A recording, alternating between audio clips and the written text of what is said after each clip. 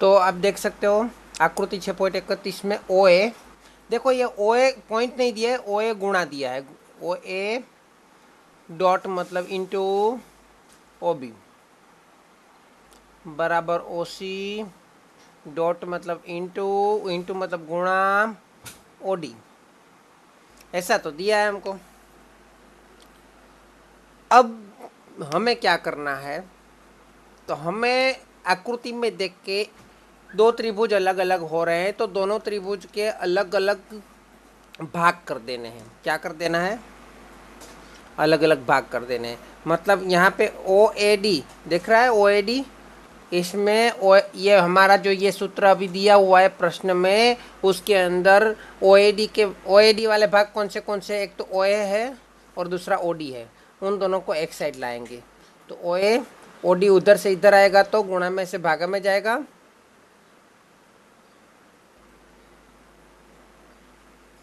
ठीक है।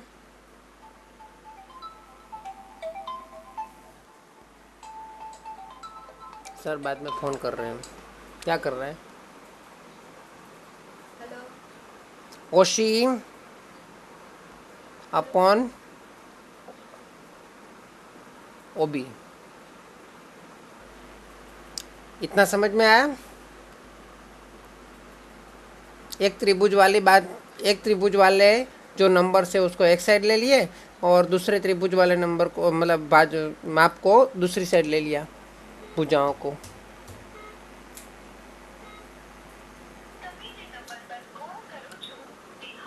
अभी ये दोनों को चेंज कर देते हैं, ओ ए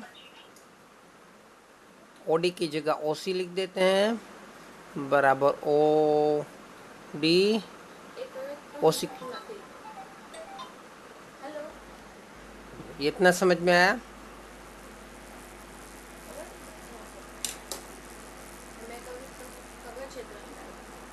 हेलो हेलो पिंकी,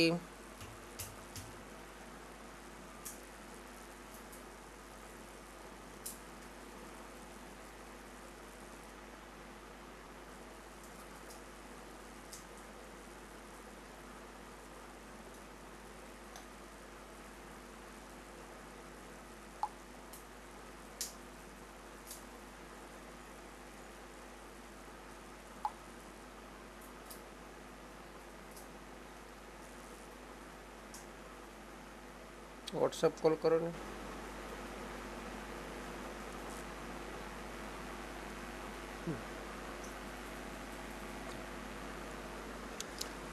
चलो अभी यहाँ पे आकृति को देखो, तो आकृति में वैसे देखा जाए तो थेल्स का प्रमेय में क्या होता है,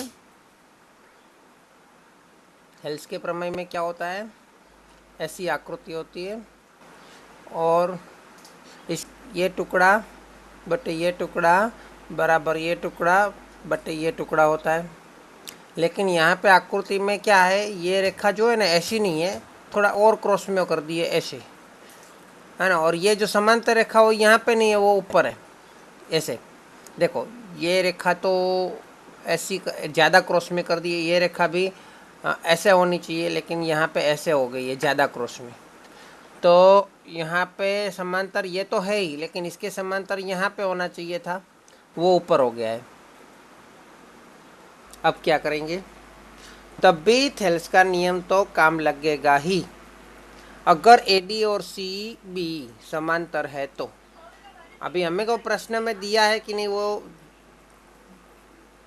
अच्छा वो तो समांतर हो गया ना, क्योंकि थेल्स का प्रमेय यहाँ पे उल्टा, थेल्स का उल्टा प्रमेय लगेगा, क्योंकि देखो ओ ए बटे ओ सी बराबर ओ डी बटे ओ बी दिया है, तो इसका अर्थ ये हुआ कि ए डी और बी सी समांतर होना चाहिए थेल्स के विलोम प्रमेय के अनुसार। काम क्या था बोलो, काम क्या था,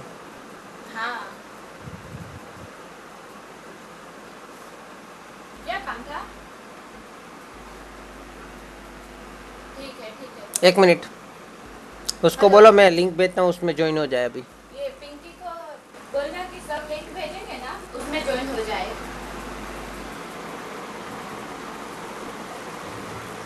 है ना। सब लिंक भेजेंगे उसमें ज्वाइन हो जाएगा। थेल्स के विलोम प्रमेय के अनुसार क्या होगा, ये दोनों देखो ये क्या है, ए ओ सी, 9:30 बजे नहीं रखना है। ए ओ बी है, सॉरी स्कूल जाना है ना उसको बुक्स लेने, हाँ सी ओ डी, हाँ ठीक है बोलती हूँ। उसको स्कूल में बुक लेने जाना है। चलो तो अभी यहाँ पे देखो, ये नॉर्मली क्या होता था, ए यहाँ पे होता था, 9:30 यहाँ बजे पे नहीं कुछ रखना और है। होता था, है ना। तो यहाँ पे ए की जगह पे ओ है समझ लो, यहाँ पे डी ए है, ए डी है, और यहाँ पे बी सी है। तो यहाँ पे ये टुकड़ा लेना है, लेकिन इस टुकड़े के बट्टे में ये लेना है, ओ एक ना छेद में ओ बी, तो यहाँ पे तो ओ सी दिया है।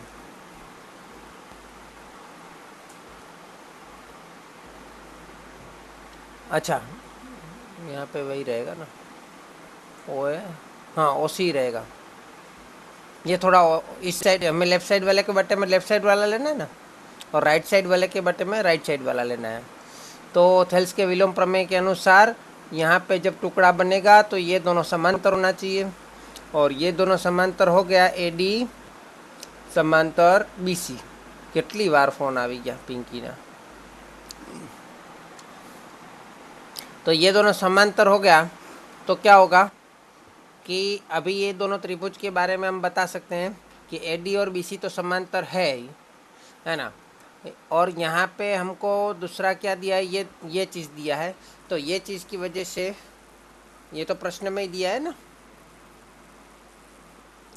और इसके अलावा कोण ओ और कोण ओ, मतलब ये छोटे त्रिभुज का ए ओ डी, छोटे त्रिभुज का ए ओ डी, और बड़े त्रिभुज का सी ओ बी, बड़े त्रिभुज का सी ओ बी, ये दोनों कैसे हो जाएंगे, समरूप हो जाएंगे। एक सॉरी ये तो एक रूप समान हो जाएंगे, समान हो जाएंगे। क्यों, कौन सा कोण है यहाँ पे, शीर्षाभिमुख कोण, गुजराती में अभिकोण, अभिकोण, है ना। तो यहाँ पे दो भुजाएं कैसी हो रही है, अनुपात में हो रही है, दोनों भुजाएं अनुपात में हो रही है, और कोण कैसा हो रहा है, समान हो रहा है। देखो यहाँ पे दोनों भुजाएं अनुपात में है, और परिणाम नंबर 2 में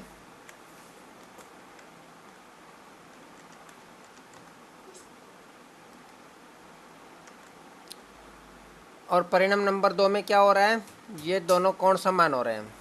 फिर से बता रहा हूँ, ये दोनों भुजाएं, दोनों त्रिभुज की भुजाएं, यहाँ पे थोड़ी, यहाँ पे ये दोनों त्रिभुज की भुजाएं क्या हो रही है, समान हो रही है। देखो ए ओ, ये दोनों तो अलग, एक ये तो अलग अलग त्रिभुज की है, यही आएगा, सॉरी ये दोनों ए ओ ए और ओ सी, ओ ए और ओ सी समानुपात में है, मतलब समान गुणोत्तर में है। ओ डी અને ओ बी, वो भी सब ओ डी और ओ बी वो भी समान गुणोत्तर में है, ये दोनों समान गुणोत्तर में है, तो परिणाम नंबर 1।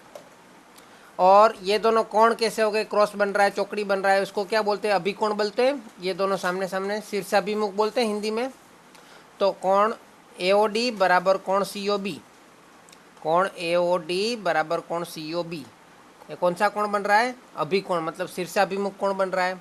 तो देखो यहाँ पे भुजा, यहाँ पे कोण, और यहाँ पे भुजा, मतलब यहाँ पे बाजू खूणो बाजू, तो कौन सा प्रमेय बनेगा, बाजू खूणो बाजू, बा खू बा, या फिर उसको क्या बोलेंगे इंग्लिश में, साइड एंगल साइड। हिंदी में, हिंदी वाले भी इंग्लिश लिख सकते हैं। तो ये दोनों इसके हिसाब से क्या हो जाएगा, ये दोनों त्रिभुज कैसे हो जाएंगे, समरूप हो जाएंगे। तो समरूप हो जाएंगे तो उसकी संगतता क्या रहेगी, त्रिभुज ए ओ डी, अभी वो त्रिभुज बी ओ सी के क्या हो जाएंगे, समरूप हो जाएंगे। लेकिन हमें देखना पड़ेगा कोण जो है ओ के सामने ओ, वो तो चलेगा बीच वाला, यहाँ पे समरूप तो लिख देंगे। लेकिन ए पहला ए है, तो ए के सामने क्या लिखेंगे तो ए जो है उसके सामने वाली भुजा ओ डी है, तो यहाँ पे ओ डी के अनुपात में कौन सा है, ओ बी है। अभी ओ बी के सामने वाला कोण कौन सा है, सी है, तो यहाँ पे पहले सी लिखना पड़ेगा। ओ जो कोण है उसके सामने ओ कोण समान है, तो वो तो ओ ही लिखना पड़ेगा। और यहाँ पे डी है, तो डी के सामने वाली भुजा कौन सी है? ओ ए। और यहाँ पे ओ ए है, तो ओ ए के अनुपात में कौन सा है? ओशी। तो ओशी जो है उसके सामने वाला कोण कौन सा है? बी। तो यहाँ पे बी लिखना पड़ेगा। तो ये दोनों त्रिभुज कैसे बन जाएंगे?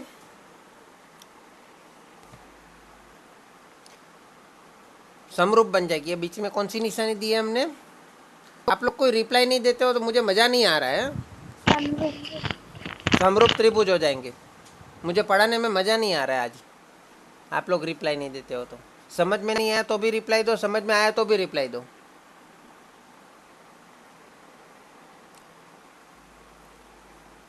तो ये दोनों त्रिभुज समरूप हो जाएंगे कौन सी कंडीशन के अनुसार? बाखुबा मतलब साइड एंगल साइड।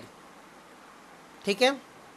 अभी ये दोनों त्रिभुज जो है उसके लिए हमें क्या करना होगा? ये समरूप तो मिल गए, अभी उसके ऊपर से हमें ये दोनों कोण और ये दोनों कोण को समान बताना है।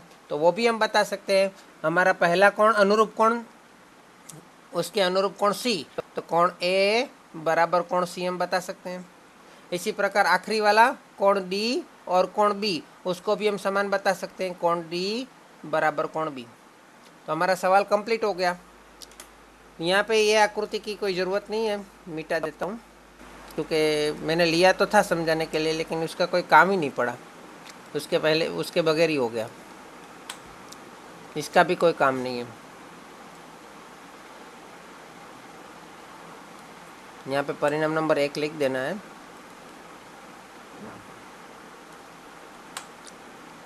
क्योंकि वो कंडीशन को तो हमने ले ही लिया था। ये परिणाम नंबर 1 लिखना है आपको। ठीक है। तो इतना ही सवाल है मेन। ठीक है। तो आप स्क्रीनशॉट ले रहे हो कि लिख रहे हो? मैंने जैसे अभी बोला कि लिखना ज़रूरी है।